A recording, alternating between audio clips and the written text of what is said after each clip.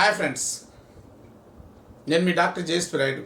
మిత్రులారా, మనం గత క్లాస్లో మెగా గ్రాండ్ టెస్ట్ సిరీస్ 31లో భాగంగా మనం దాదాపుగా 25 క్వశ్చన్లు మనం అనాలిసిస్ చేసుకోవడం జరిగింది. నెక్స్ట్ మరి ఈ క్లాస్లో రిమైనింగ్ క్వశ్చన్స్ మొత్తాన్ని మనం కంప్లీట్ చేద్దాం ఫ్రెండ్స్. రైట్, మన క్లాస్లోకి వెళ్దాం.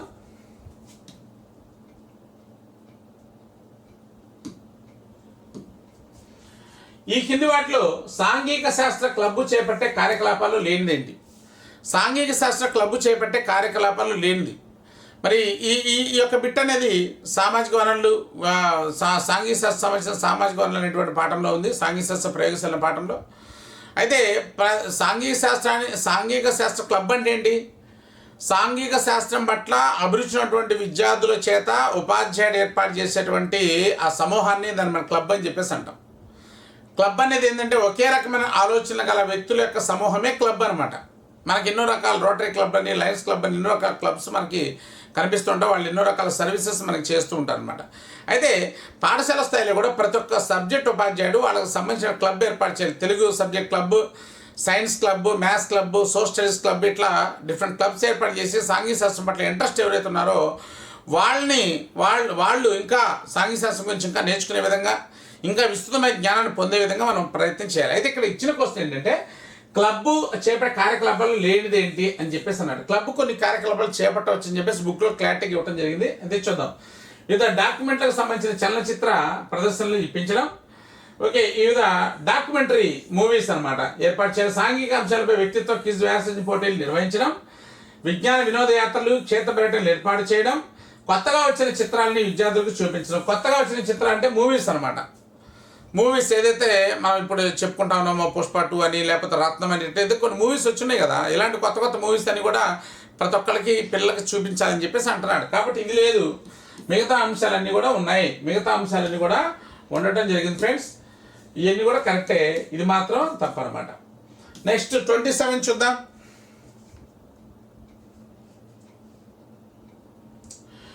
ఈ కింది వాటిలో సూక్ష్మ బోధన లక్షణాల్లో లేనిది అని చెప్పేసి అడిగాడు. సూక్ష్మ బోధన, మైక్రో టీచింగ్ అనేది చాలా ఇంపార్టెంట్ కాన్సెప్ట్.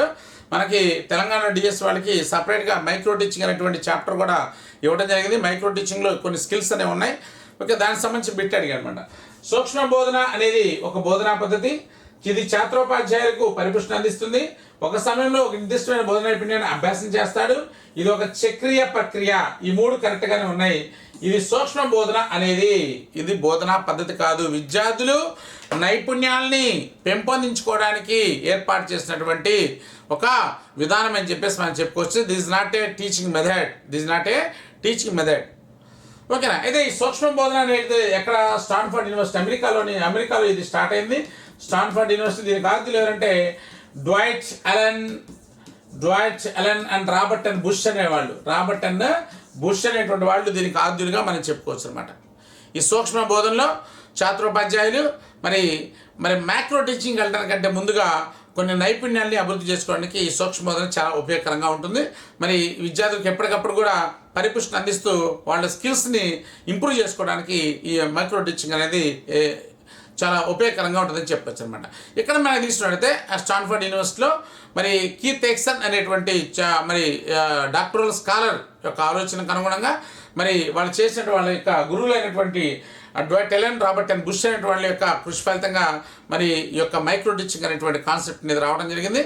మరి ప్రపంచవ్యాప్తంగా అన్ని దేశాల్లో కూడా మరి ఎక్కడ విద్యా కళాశాలలో ఈ యొక్క మైక్రో టీచింగ్ అనే దాన్ని ఏర్పాటు చేయడం జరిగింది. చాలా ఇంపార్టెంట్. తప్పనిసరిగా మైక్రో టీచింగ్ నుంచి ఒక బిట్ అడుగుతుంటారు ప్రతి ఎగ్జామినేషన్లో.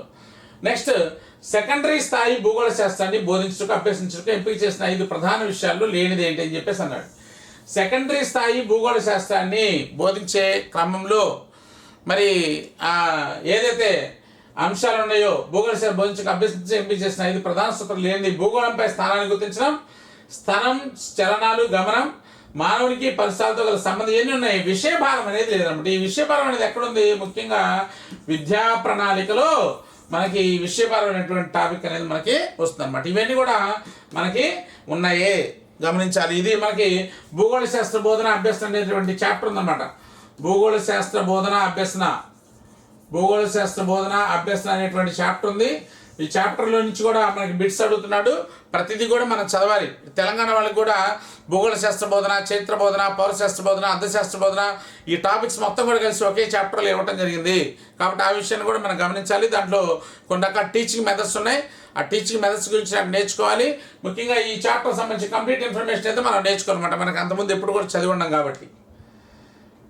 29 చూడండి, ఈ కింది వాటిలో భూపటలాలకు సంబంధించినటువంటి నైపుణ్యాలకు సంబంధం లేనిది ఏంది అని చెప్పేసి అడుగుతున్నాడు. భూపటలాలకు సంబంధించి అంటే మ్యాప్లకు సంబంధించినటువంటి నైపుణ్యాలు సంబంధం ఏందని చెప్పేసి అడుగుతున్నాడు. మరి ఈ భూపటలాలకు సంబంధించినటువంటి నైపుణ్యాల్లో ఇప్పుడు చూడండి, ఇది ఈ బుక్లో ప్రతిదీ కూడా క్లారిటీగా రాసి ఉండడం జరిగింది. జాగ్రఫీకి సంబంధించినటువంటి విషయాలు చాలా చక్కగా మరి బుక్లో పొందుపరిచారు. ఇవన్నీ కూడా నేర్చుకోవాలి మీరు. ఇవన్నీ కూడా పుస్తకాలు బాగా చదవాలి, ఒక అర్థం చేసుకోవాలి, క్లాసెస్ జాగ్రత్తగా వినాలి. Right friends. మరి భూపటలాలకు సంబంధించి భూపటలాలు గీయటం కానీ భూపటలం అంటే ఏంటి? ఇక్కడ మ్యాప్ అనమాట. మ్యాప్ గీయటం. ఓకే, భూపటలాలు చదవటం అంటే మ్యాప్ రీడింగ్, భూపటలం ఉన్న గుర్తులు, identification symbols in the map, భూపటలాలు రాయడం అనేది లేదు, భూపటలాలు పరిశీలించడం, ఇవన్నీ కూడా ఉన్నాయి మనకి. దీంట్లో ప్రధానంగా మనం తీసుకున్నట్టయితే ఈ భూపటలాలకు సంబంధించి ఇవన్నీ కూడా ఉన్నాయి, కానీ భూపటలాలు రాయడం అనేది ఇక్కడ లేదు. ఇవన్నీ కూడా భూపటలాలకు సంబంధించినటువంటి నైపుణ్యాలే మనం చెప్పుకోవచ్చు అనమాట. భూపటలాలకు సంబంధించినటువంటి నైపుణ్యాలు అని చెప్పేసి మనం చెప్పుకోవచ్చు. Right friends. భూపటలాలు రాయడం ఉండదు, భూపటలాలు గీయడం ఉంటుంది. భూపటలాలు గీయడం, భూపటలాలను పరిశీలించడం, భూపటలాల్లో సింబల్స్ ఏర్పాటు చేయడం, భూపటలాలు చదవడం, ఇవన్నీ కూడా భూపటలాలకు సంబంధించిన మ్యాప్లకు సంబంధించినటువంటి కొన్ని రకాల నైపుణ్యాలు అనమాట. 30 చూడండి, ఈ కింది వాటిని వీటికి సంబంధించిన అంశాలతో జతపరచండి అన్నాడు.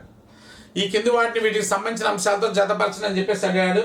సహజమైన వనరులు, మానవుడు తయారు చేసిన వనరులు, ముద్రిత వనరులు. సహజమైన వనరులు చూడండి, భూమి, ఆకాశం, సూర్యుడు, నక్షత్రాలు, ఇవన్నీ కూడా సహజమైన వనరులు. ఫస్ట్ 2 ఉండాలి.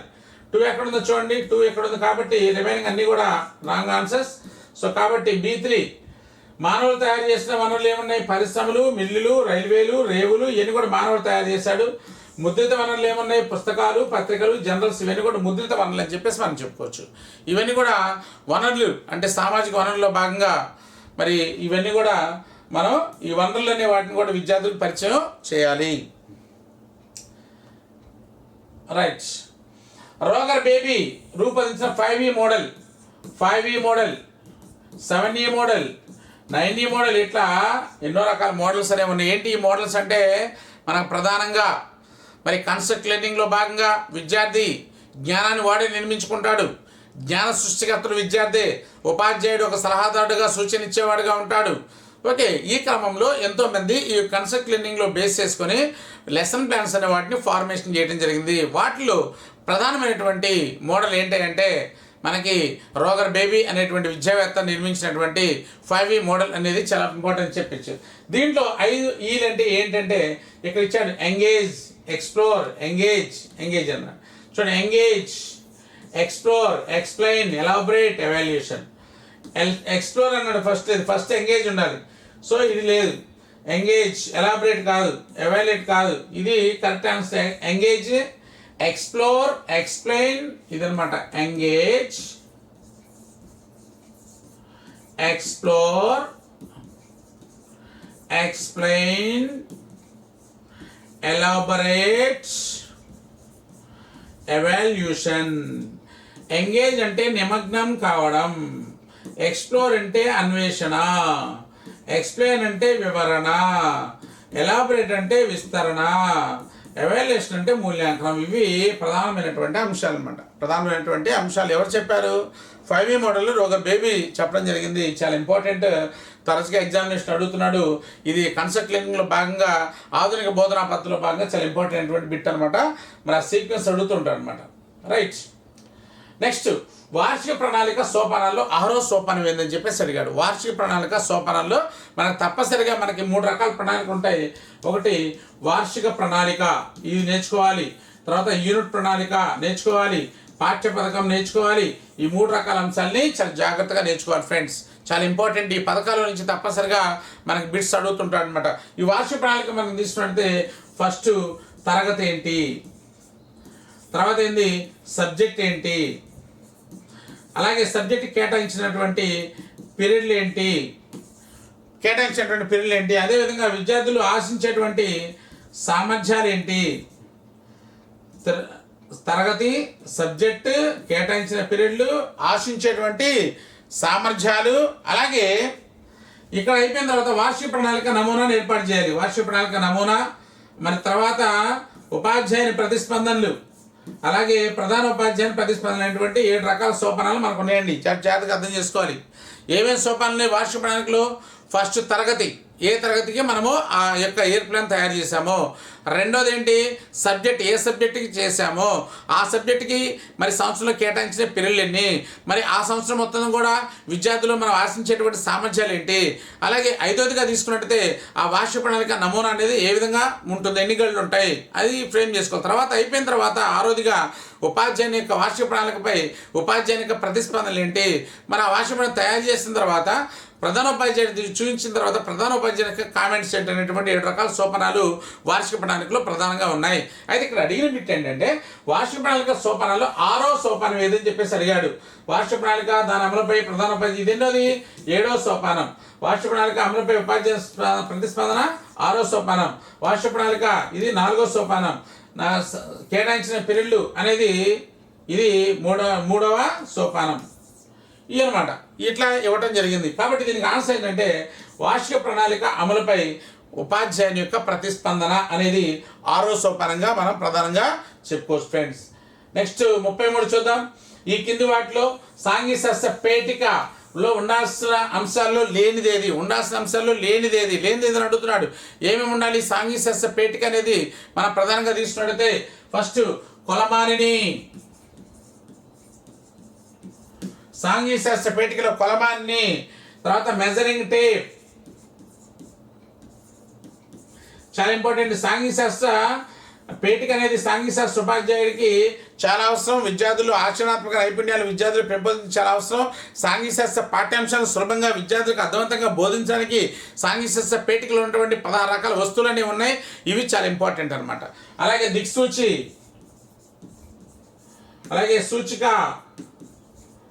సూచిక దీన్నే మనం పాయింటర్ అని చెప్పేసి అంటాం. సూక్ష్మ రూపంలో ఉన్నటువంటి పటాలు, తర్వాత అట్లాస్, సూక్ష్మ రూపంలో ఉన్న పటాలు, అట్లాస్, వర్షమాపని, ఉష్ణమాపని,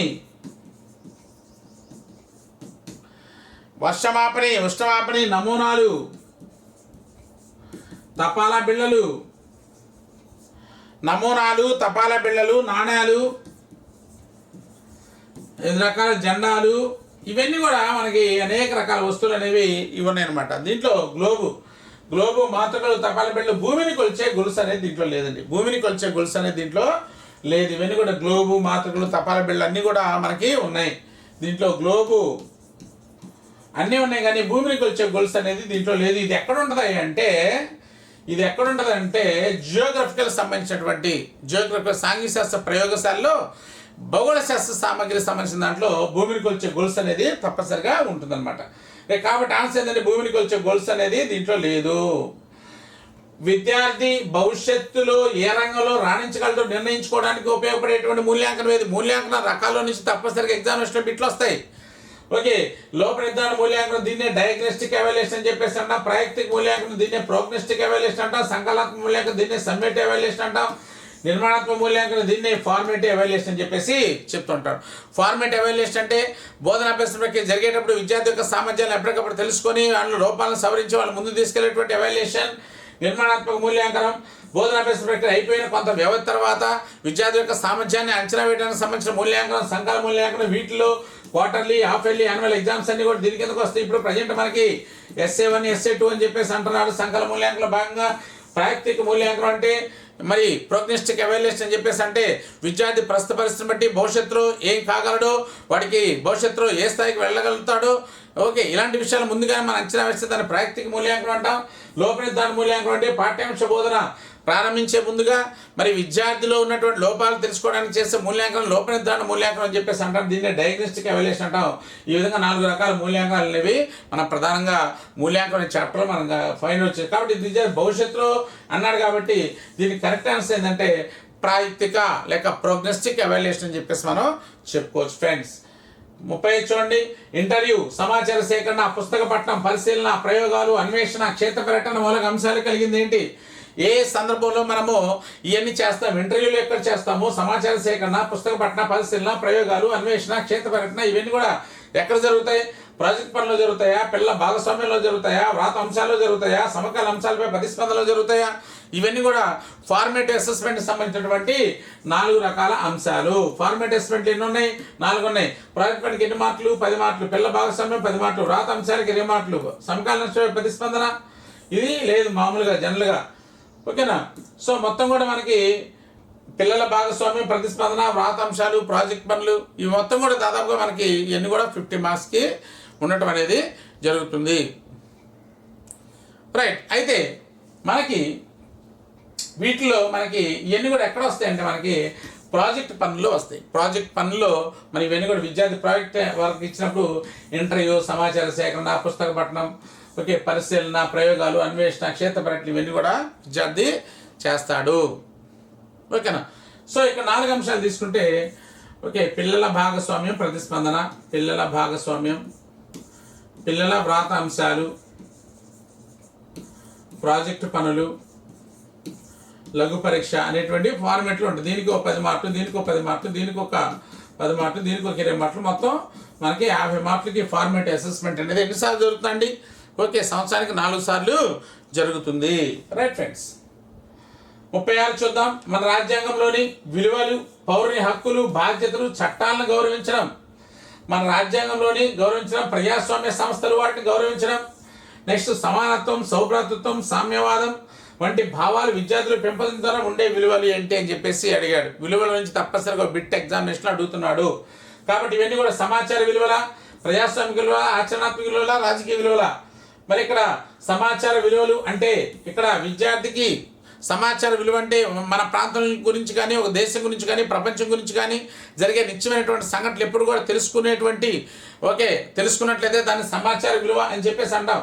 మరి ఇవన్నీ కూడా చేస్తే విద్యార్థులు ప్రజాస్వామ్యాన్ని గౌరవించడం, ఇట్లాంటి భావనలు విద్యార్థులు ఏర్పడితే దాన్ని ప్రజాస్వామిక విలువలు అంటాం. మరి విద్యార్థి ఏదైతే నేర్చుకున్నాడో దాన్ని ఆచరించేటట్టయితే దాన్ని ఆచరణాత్మక విలువలు అని చెప్పేసి అంటాం. బాధ్యతగా ప్రవర్తించడం కానీ, ఆచరించడం కానీ ఇవన్నీ కూడా ఆచరణాత్మక విలువలుగా మనం చెప్పుకోవచ్చు. అలాగే రాజకీయ విలువలు అంటే ఓటక్కుని కరెక్ట్గా వినియోగించుకోవడము, మంచి నాయకులను ఎంచుకోవడము, ఇవన్నీ కూడా మరి రాజకీయ విలువలుగా మనం చెప్పుకోవచ్చు. కాబట్టి ఇక్కడ ఇచ్చినటువంటి సమాధానం బట్టి ఇక్కడ ప్రజాస్వామిక విలువలు అనేది కరెక్ట్ ఆప్షన్గా మనం చెప్పుకోవచ్చు అనమాట. తర్వాత 37 చూద్దాం. 37 నికషల సమూహారమే, నికషల సమూహారమే, నికషల మాపనము, పరీక్ష, ఓకే, యూనిట్, సాధన నికష. నికషల సమూహారమే అంటే అనేక నికషల సమూహారమే పరీక్ష. నికషల సమూహారమే పరీక్ష. పరీక్ష అంటే అనేక ప్రశ్నాపత్రాల సమూహారాన్ని మనము పరీక్ష అని చెప్పేసి అంటాం. నికష అనేది ఒకటే ఉంటుంది, పరీక్ష అనేది ప్రశ్నాపత్రాల సముదాయాన్ని మనము పరీక్ష అని చెప్పేసి అంటాం. మన మూల్యాంకంలో నికషకి పరీక్ష మధ్య ఉన్నటువంటి భేదాలు చాలా క్లారిటీగా మనం చెప్పుకోవడం జరిగింది. మరి సాధన నికష అంటే ఏంటి? విద్యార్థులు సర్టన్ టైంలో ఓకే ఏదైతే నేర్చుకున్నారో దానికి సంబంధించినటువంటి వాళ్ళ అచీవ్మెంట్ని ఉపాధ్యాయ టెస్ట్ చేయడానికి సంబంధించిన నికషని సాధన నికష అంటారు. ఈ సాధన నికష అనేది ఏ విధంగా ఫ్రేమ్ చేసుకోవాలి, దాంట్లో ఉన్నటువంటి స్టెప్స్ ఏంటి అనేది మనం సపరేట్గా చెప్పడం జరిగింది. ఈ సాధన నికషలో ఎక్కువగా దేనికి ఎక్కువ అవకాశం ఉంటుంది అంటే ఆబ్జెక్టివ్ టైప్ క్వశ్చన్స్కి ఎక్కువ ఇంపార్టెన్స్ ఉంటుంది. లక్షాత్మక ప్రశ్నలతో తయారు చేసిన నెక్స్ట్ని సాధన నికష అని చెప్పేసి అంటారు. లేకపోతే సర్టన్ పీరియడ్లో ఉపాధ్యాయుడు బోధించేటువంటి అంశాలకు గాను విద్యార్థులు జరిగినటువంటి సామర్థ్యాన్ని తెలుసుకోవడానికి, వాళ్ళు జరిగిన అచీవ్మెంట్ని తెలుసుకోవడానికి ఉపాధ్యాయుడు నిర్వహించేటువంటి పరీక్షని సాధన నికష అని చెప్పేసి అంటారు. ఓకేనా?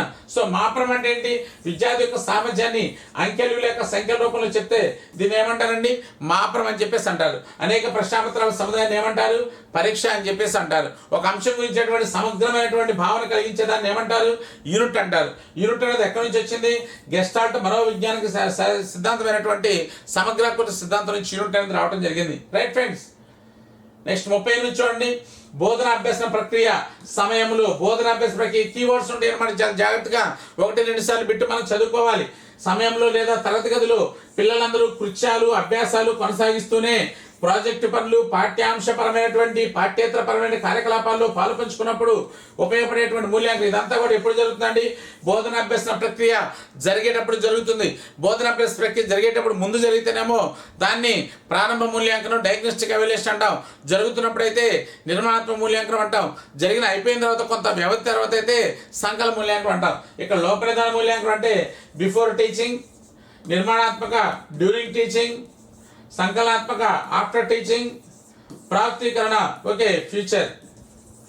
ఇంకా మనం చెప్పుకున్న విద్యార్థి యొక్క ఫ్యూచర్ గురించి చెప్తే దాన్ని ప్రాప్తీకరణ మూల్యాంకనం అంటారని చెప్పి చెప్పుకున్నాం. కాబట్టి ఇక్కడ బోధనాభ్యాస ప్రక్రియ సమయంలో అన్నాడు. బోధనాభ్యాస ప్రక్రియ సమయంలో అన్నాడు కాబట్టి దీనికి సంబంధించినటువంటి మూల్యాంకనం ఏంటంటే నిర్మాణాత్మక మూల్యాంకనం లేక రూపణ మూల్యాంకనం లేక దీన్ని ఫార్మేటివ్ అసెస్మెంట్ అని చెప్పేసి మనం పిలుస్తుంటాం. ఫార్మేటివ్ అసెస్మెంట్ అని చెప్పేసి మనం పిలుస్తుంటాం. రైట్ ఫ్రెండ్స్, 39 చూడండి. శీతాకాలంలో తెలంగాణ ప్రాంతంలో మంచు కొరగపోవడానికి గల కారణాలు తెలపండి. శీతాకాలంలో తెలంగాణ ప్రాంతంలో మంచు కొరగపోవడానికి గల కారణాలు తెలపండి అని చెప్పేసి అంటున్నాడు. ఇది విద్యా ప్రమాణాల నుంచి అడిగినటువంటి బిట్, చాలా ఇంపార్టెంట్. విషయావగాహన, ప్రశంసా సున్నితత్వం, చదివి వ్యాఖ్యానించడం, సమాచార సేకరణ నైపుణ్యాలు. ఏదవుతుందండి? విషయావగాహన అవుతుంది. ఎందుకు అవుతుంది? వివరించడం, వర్ణించడం, వర్గీకరించడం, కారణాలు చెప్పడం, భేదాలు చెప్పడం, పోలికలు చెప్పడం, ఓకే, సంబంధాలను గుర్తించడం, విశ్లేషించడం, సంశ్లేషించడం, పరికల్పన ఏర్పాటు చేయడం, భవిష్యత్తును ఊహించడం, ఇలాంటి స్పష్టీకరణలు, ఇలాంటి ప్రవర్తన మార్పులు విద్యార్థులు మనం గమనిస్తే, విద్యార్థి పనులు చేస్తే అది ఏమవుతుందండి? విషయావగాహన అవుతుంది. విషయావగాహన ప్రశంసా అంటే ఏంటి? ఇది ఎన్నో విద్యా ప్రమాణం, 6వ విద్యా ప్రమాణం. మరి దీంట్లో ఏం జరుగుతుందండి? విద్యార్థుల్లో వాల్యూస్ డెవలప్ అవుతాయి, విద్యార్థుల్లో గౌరవించేటువంటి గుణాలు వస్తాయి, విద్యార్థులు లేఖలు రాస్తారు, విద్యార్థులు కరపత్రాలు తయారు చేస్తారు, విద్యార్థులు నినాదాలు ఇస్తారు, విద్యార్థులు ఇతరులను ప్రోత్సహిస్తారు, ఓకే, రాజ్యాంగం పట్ల ఓకే గౌరవాన్ని కలిగి ఉంటారు, జాతి నాయకుల పట్ల గౌరవాన్ని కలిగి ఉంటారు. ఓకే, ఇలాంటి పనులన్నీ కూడా విద్యార్థి జరిగితే ప్రశంసా అంటాం. చదివి వ్యాఖ్యానించడం, ఒక పారాగ్రాఫ్ ఇస్తాడు, దాన్ని చదివి దాంట్లో ఉన్నటువంటి ముఖ్య విషయాలు ఏం గమనించావో తెలియజేస్తే దాన్ని చదివి వ్యాఖ్యానించడం అంటాం. సమాచార సేకరణ నైపుణ్యం అంటే ఒకటే చెప్పాను, టేబుల్ కానీ గ్రాఫ్ కానీ విద్యార్థి ఫ్రేమ్ చేస్తే దాన్ని సమాచార సేకరణ నైపుణ్యాలు అని చెప్పేసి అంటారని చెప్పేసి మన విద్యా ప్రమాణాలను నేర్చుకోవడం జరిగింది ఫ్రెండ్స్. లాస్ట్ బిట్ చూద్దాం. సూక్ష్మ స్థాయి పరీక్ష అని దేన్ని పిలుస్తారు? సూక్ష్మ స్థాయి పరీక్ష అని దేన్ని పిలుస్తారు? చాలా ఇంపార్టెంట్. నికష, పరీక్ష, మాపనం, మూల్యాంకనం. దీన్ని సూక్ష్మ స్థాయి పరీక్ష అంటే నికషను సూక్ష్మ స్థాయి పరీక్ష అని చెప్పేసి అంటాం. నికషను సూక్ష్మ స్థాయి పరీక్ష అని చెప్పేసి అంటాం. స్థూల స్థాయి పరీక్ష ఏంటంటే పరీక్ష అనేది స్థూల స్థాయి. మాపనం అంటే విద్యార్థి సామర్థ్యాన్ని అంకెలు, సంఖ్యల రూపంలో చెప్తే దీన్ని మాపనం అంటాం. మరి మూల్యాంకనం అంటే విద్యార్థి సామర్థ్యానికి సంబంధించినటువంటి ఒక నిర్ణయాన్ని మనకు చెప్పినట్టయితే దాన్ని మూల్యాంకనం అని చెప్పేసి మనం చెప్పడం జరుగుతుంది ఫ్రెండ్స్. రైట్ ఫ్రెండ్స్, మరి గ్రాండ్ టెస్ట్ 31లో భాగంగా మనము 40 బిట్స్ని అప్లికేషన్ టైప్లో ఉన్న 40 బిట్స్ని చాలా జాగ్రత్తగా అనాలిసిస్ చేయడం జరిగింది. ఇదే విధానంలో మరి మిగతా టెస్ట్ సిరీస్ కూడా ఉంటాయి. మీకు తప్పనిసరిగా ప్రతి 2 డేస్కి ఒకసారి కానీ 1 డే ఒక్కోసారి కానీ ఒక టెస్ట్ అప్లోడ్ అవుతుంది. మీకు ఎగ్జామినేషన్ కూడా తెలంగాణ అభ్యర్థులకి టెట్ ఎగ్జామినేషన్ షెడ్యూల్ 24 నుంచి ఇచ్చాడు కాబట్టి మీ ప్రిపరేషన్ ఇప్పటికే కంప్లీట్ అయి ఉంటుంది. మరి కంప్లీట్ అయినటువంటి వాళ్ళు మరి టెస్ట్ సిరీస్ ఏదైతే ఉన్నాయో టెస్ట్ సిరీస్ రాయండి. తప్పనిసరిగా మీకు ఏ డౌట్స్ అయితే ఉన్నాయో వాటిని క్లారిఫై చేసుకుంటూ ముందుకెళ్ళండి. ఒకటే టార్గెట్ పెట్టుకోవాలి, మనకు వచ్చేటువంటి టెట్లో ఓకే 12కి 12 రావాలి, ఏపీ వాళ్ళకి 20కి 20 రావాలి, తెలంగాణ వాళ్ళకి 16 రావాలి. ఇదే టార్గెట్ పెట్టుకోవాలి. మనం కరెక్ట్గా కృషి చేస్తే తప్పనిసరిగా ఆ మార్క్స్ మనం సంపాదించడానికి అవకాశం అనేది ఉంది ఫ్రెండ్స్. సో కాబట్టి ఫ్రెండ్స్, మన వీడియోస్ మీకు నచ్చినట్లయితే మీ ఫ్రెండ్స్కి కూడా తెలియచేయండి, లైక్ చేయండి, షేర్ చేయండి, కామెంట్ చేయండి. ఓకే, ఎవరైనా ఈ యొక్క ఛానల్ని మొదటిసారిగా చూస్తున్న వాళ్ళు ఎవరున్నట్లయితే తప్పనిసరిగా సబ్స్క్రైబ్ చేసుకోండి. ఇంకా ఎక్కువ వీడియోస్ మీకు ఇవ్వడానికి నేను ప్రయత్నం చేస్తాను friends. Thank you friends, thank you very much.